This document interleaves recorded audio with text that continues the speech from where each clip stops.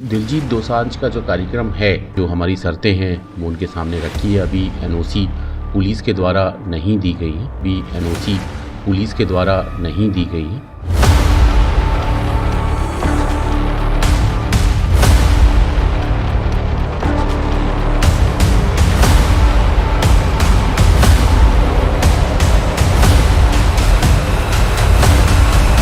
अगर कार्यक्रम होता है तो सकुशल हो और सीमलेस हो, किसी भी तरीके से इंदौर के लोगों को कोई दिक्कत नहीं। क्राउड मैनेजमेंट में हम किसी भी तरीके की कोई कंप्रोमाइज़ नहीं करेंगे, किसी भी तरीके की हीला हवाली और ढीलापन हम एक्सेप्ट नहीं करेंगे। सेफ्टी के जो डिफरेंट नाम्स हैं उसकी पूर्ति होनी चाहिए। देन एंड देयर फिर हम एनओसी देने की स्थिति में रहेंगे। एनओसी देने की स्थिति में रहेंगे। कोई दिक्कत होगी तो उस पर भी हम विचार करेंगे कि एक साइज़ की परमिशन न दें, साइज़ की परमिशन न दें। किस तरह की अनुमति शर्तें इसमें रहेंगी और क्या अनुमति अभी तक मांगी गई है, दी गई है, स्टेटस क्या है इसमें? देखिए, दिलजीत दोसांझ का जो कार्यक्रम है वो खजराना थाने में दपार होटल के पास जो मैदान है वहाँ पर संभावित है 8 दिसंबर को। उसकी हमने पूरी तैयारी कर ली है। हमारे डीसीपी जोन 2 ने जो हमारी शर्तें हैं वो उनके सामने रखी है। अभी एनओसी पुलिस के द्वारा नहीं दी गई है। जो हमारी शर्तें हैं वो उनके सामने रखी है। अभी एनओसी पुलिस के द्वारा नहीं दी गई है। पुलिस के द्वारा नहीं दी गई है। उसमें जो एक इमरजेंसी प्लान होता है, इवैक्यूएट करना किसी इमरजेंसी अवस्था में, उसकी हमने बात की है। क्योंकि भीड़ बहुत ज़्यादा रहेगी, लोग खड़े होकर इस प्रोग्राम को देखेंगे, तो डॉक्टर की क्या व्यवस्था उन्होंने की है, क्या फर्स्ट रिस्पांस सिस्टम उन्होंने बना रखा है, इसको भी हम चेक करेंगे। इसके अलावा जो इन्होंने मंच बनाए हैं और जो बैरिकेटिंग की है उस पर भी हम फोकस करेंगे कि कहीं किसी भी तरीके से बाहर के लोग तो इंटर नहीं कर पाएंगे।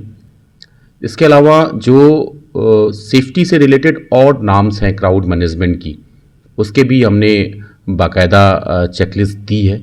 उसकी पूर्ति करने के बाद ही परमिशन दी जाएगी।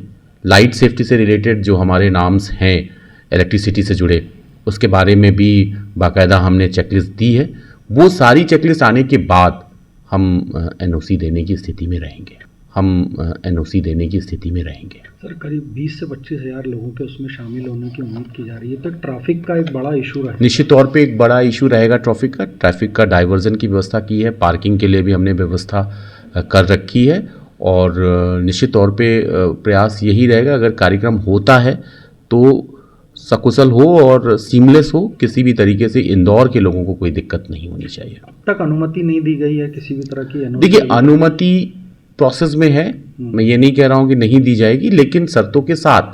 क्राउड मैनेजमेंट में हम किसी भी तरीके की कोई कंप्रोमाइज़ नहीं करेंगे, किसी भी तरीके की हीला हवाली और ढीलापन हम एक्सेप्ट नहीं करेंगे। इमरजेंसी प्लानिंग प्रॉपर होनी चाहिए, मेडिकल एक्ट प्रॉपर होना चाहिए, सेफ्टी के जो डिफरेंट नाम्स हैं उसकी पूर्ति होनी चाहिए, इलेक्ट्रिसिटी से रिलेटेड जो नाम्स हैं उसकी पूर्ति होनी चाहिए। फायर क्रैकर्स भी यूज़ करते हैं, तो बाकायदा उसके लिए उनके क्या इंतज़ाम हैं उसका भी हम इंस्पेक्शन करेंगे।